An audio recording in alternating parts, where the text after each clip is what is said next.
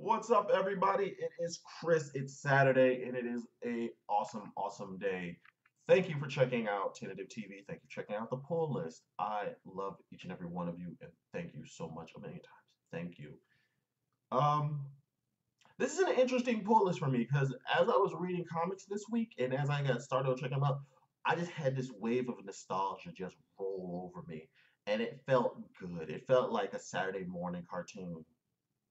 Maybe I should call this one the Saturday morning pull list because, man, that's all I felt this morning. I read the comics and I was like, it's like I'm back in grade school reading these comics and remembering Saturday morning cartoons for what they were good, existent. They were actually there. Um, let's get into it and let's go over it and you can see what I'm talking about because if anybody's old enough to remember Saturday morning cartoons, you'll see what I mean. Let's start with Batman Beyond. Who? This is good. This is really good. I love this one because this Batman Beyond brings back a favorite arc or a favorite episode um, feature or I guess theme from the Batman Beyond cartoon. It brings a villain back by the name of Dr. Abel Cavier. I'm pretty sure I'm screwing that name up, forgive me. But it brings him and his genetic band of splicers. Just I love these characters. The splicers are human animal hybrids. They are people who, chose to, get a little beast in them. That sounds dirty, but you get what I mean. This is really good reading. It's his Tim versus one of Terry's old foes and his squad, and it is so good. Just how Saturday morning cartoonish it is, just how action oriented. There's a lot of good dialogue in here. There's a lot of throwbacks to the original cartoon with the band of slicers coming back, Dr. Abel Cavier coming back, and if you look on the cover, the Justice League Beyond coming back. Well, not all of them, but anyway, definitely check this one out. Start of a good Saturday morning. So, there are a lot of Spider-Man books out. A lot of spider-focused books. There's Amazing Spider-Man. There's Spider-Gwen. There's Spider-Woman. There's Spider-Verse. And then there's Spider-Man. Spider-Man is a really awesome book. I think Spider-Man, even though I feel like it's getting very saturated with all the Spider books, Spider-Man is a really good book. This one features Miles Morales. You may remember from Ultimate Spider-Man, but solid work with him now in the mainline universe.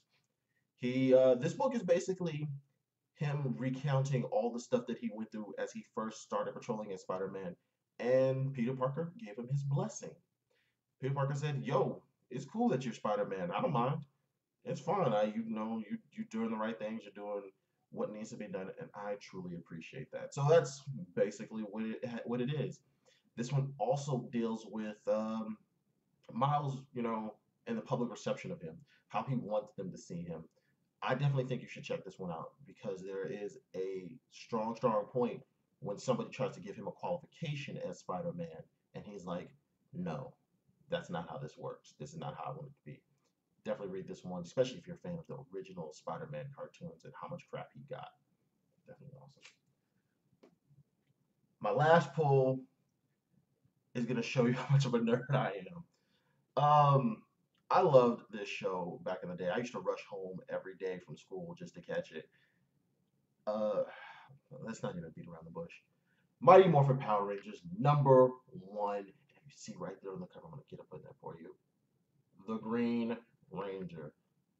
I loved the Power Rangers growing up. I thought, the show was just awesome. It was goofy, it was cheesy. Even I rolled my eyes at a lot of the stuff, but I was like, this is good, sloppy fun. You just have fun with it. This book revolves around Tommy. I mean, this is picking up right after the events, if you remember the show, where he switched sides. He went from evil to good, and everybody's wondering how can we trust him? He was a bad guy. What do we do? Well, you just trust him. It is some good writing. I actually enjoy this because it's not as shallow as the original show was. It's a lot deeper because it gets a lot into the more of the nuances. He was a bad guy. How do we trust him? There's a lot of action in here. There's a lot more explosions, a lot more potential for violence and death.